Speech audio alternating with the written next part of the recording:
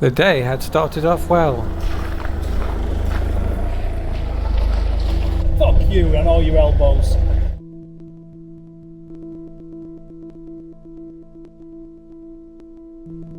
I had myself a new car, and as Paul and I drove back towards Southampton, things were going peachy. Peachy? Why did I say that? Oh, windy pops.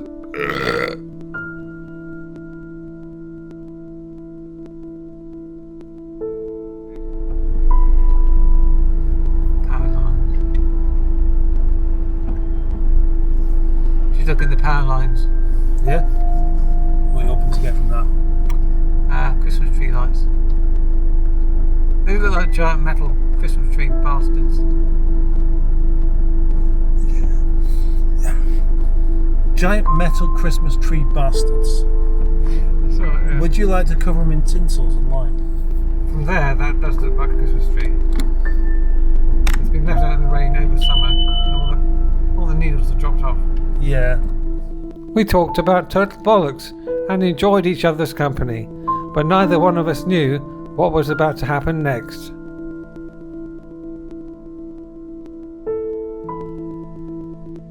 As we reached our destination, the journey was about to take a turn for the worse that nobody could have predicted. But then, it happened. Morning, welcome back to the channel, guys. Yes, unfortunately the title of this video is not clickbait. I did have a crash in my new car. So what happened, a couple of weekends ago I was dropping Paul back in Southampton because he'd organised a hire car to get himself home back to Lancashire, not Yorkshire, and dropped him off, got in the car, turned round, got to the end of the junction and was met by another vehicle which drove down the front of me. Unfortunately, it damaged the front bumper, and I'll explain the situation. I was in an unfamiliar part of town, pissing down with rain, didn't see the road markings, came to a roundabout which had a sharp left turn but also allowed you to pull straight across, and I was trying to cross it. Car came up from my left hand side, didn't stop and just drove across the front of the car as I was sort of nudging forward. Completely my fault. I put my hands up. I sort of attempted to try and go forward as the car didn't stop, but you would have thought the guy would have seen me, but obviously not. It just happened so quickly. Annoyed at myself because I thought, shit, I'd just taken the insurance policy out that morning, so I mean technically I was insured. Luckily no mechanical damage was done, because that was the initial thought. Shit, if I damaged the radiator, if I damaged his radiator, we're both going to be able to get back home. But luckily, because I was actually stationary trying to pull across a junction, there wasn't any mechanical damage. Luckily, it could have been far worse because modern cars are all plastic. So I say he came off a lot worse than I did, but so that was just the bottom just dropped out of my world that afternoon. He was pretty reasonable about it. He said, I'm happy to go through insurance if you want to, or you can just pay me for the damage to the car. So the following morning he took his car to a workshop and got a quote for replacing and painting a bumper, which came to 600 quid, so I've had to fork out for that. Part of me was thinking, have I been scammed? Did he drive into me intentionally? Because he must have seen me. It's not as if the car's small, but it was a pretty grim day and the visibility was poor, but it's just that little snag of doubt. But I've paid him out. We've not gone through insurance. So that's something. Whether he tries to now claim on the insurance, he'd be daft not to, because I've got proof that I've paid him. I've got his bank details, I've got the string of text messages from him which I've done a screenshot from, so I don't think he'd be daft enough to then try and claim. But you just don't know, do you? But we're a couple of weeks on now. and to date, touch wood, nothing's happened.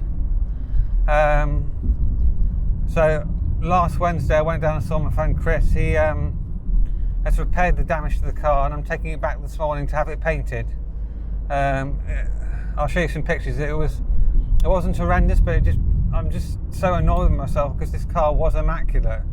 But that has left me with a rather big hole in my pocket where I didn't have funds to spend, and I've had to make some sacrifices, unfortunately. I decided that the Morris Minor is going to have to go because I've just spent money I haven't got, and it's not a situation I wanted to be in. I know a few of you will be disappointed, guys, but these things happen. It's put me really in the shit financially.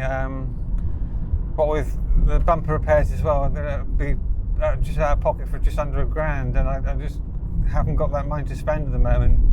George is now tucked up for the winter. Luckily, the Rover is mechanically perfect. Again, touch wood. So I'm just going to carry on using that for the time being. But obviously, I want to get the damage fixed because it's letting the car down now. Yes, I mean I could have waited, but I just wanted to get it done. And Chris has fortunately got some space at the moment in terms of work, so we're going to go back to Chris. And he's, like I said, he's done repairs to the damage already. He plastic welded it, I think, and then skimmer filler, managed to pull out the bumper. So we're going to go back to his for a cup of tea this morning, and he's going to put some paint back on the car, and hopefully it'll look like it never had a prang. That's the plan. Right, I'm almost there, so I'll catch you in a bit. Well, I'm back from Chris's success. The car is all repaired, and he's done a good job. So, oh God. Thank you. Yeah, happy to report successful repairs. There's a little bit of a run in the lacquer, but he said he can polish it out. Just needs to let the paint obviously harden and go off first. So I'm going to bring it back in a couple of weeks and get him to do that. So good times. And now the rain's coming down. Yeah, this is going to be a short video today, really. It's just a bit of an update. So update since the introduction of the video this morning. The Morris Minor house now sold. I've been paid for it, and the car is going on Sunday. Such a shame that because I know a lot of you are looking forward to updates on the car, but I've just had to do what I've had to do, guys. There's no real way around it, really. I had to find some money in a hurry. So anyway, I'm going to concentrate on the Rover. I'll pull over and I'll show you around the car, because you've not really seen it yet, have you?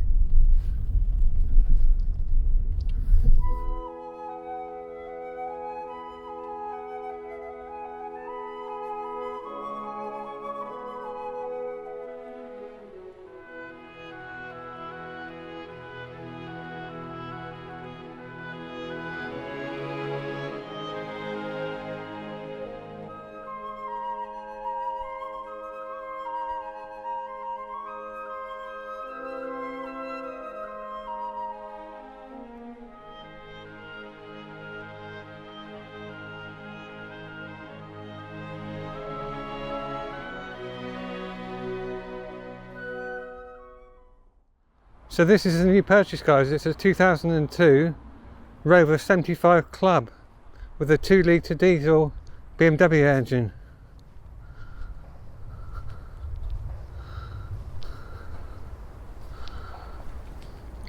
In moonstone green, which I think is the best colour for one of these cars. Just love the retro looks, and this car was a massive success when it was launched back in 1998. The retro styling with modern handling and suspension was an instant hit. This is such a nice car to drive, guys. On the road it's refined, it's elegant, it's quiet. The 5-speed automatic gearbox is an absolute sheer masterpiece.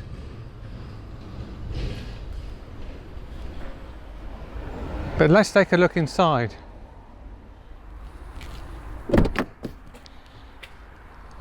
There's a little bit of wear to the steering wheel, but Paul has actually given me a replacement one, so I might get that swapped over at some point, but there's no urgent rush.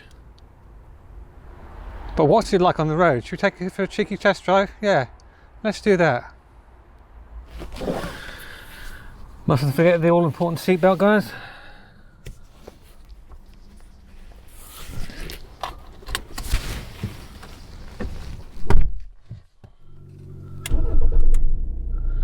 Put side lights on because it's starting to get a bit dark. Drop it down into drive, handbrake off, and away we go. So like I said in the introduction, it says the BMW 2 litre diesel engine, which is a pretty bomb-proof engine really. It's timing chain, so it's timing chain, so no belt to worry about, which is wonderful, making the service schedule a lot easier. Oh yeah, she picks up well. Slam on the brakes for the speed bumps.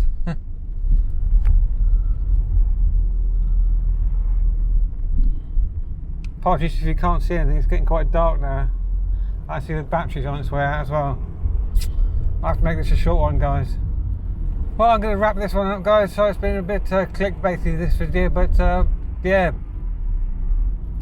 shit happens. So, but luckily, could have been a lot worse.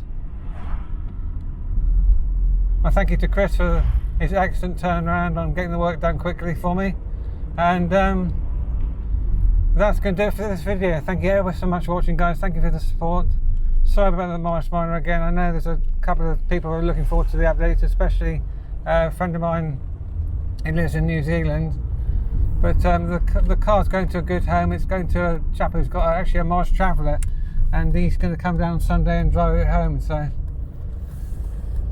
yeah, that's going to do it. Thank you ever so much for watching, guys. Thank you for the support, and I shall see you soon with some more content. Take care and drive carefully.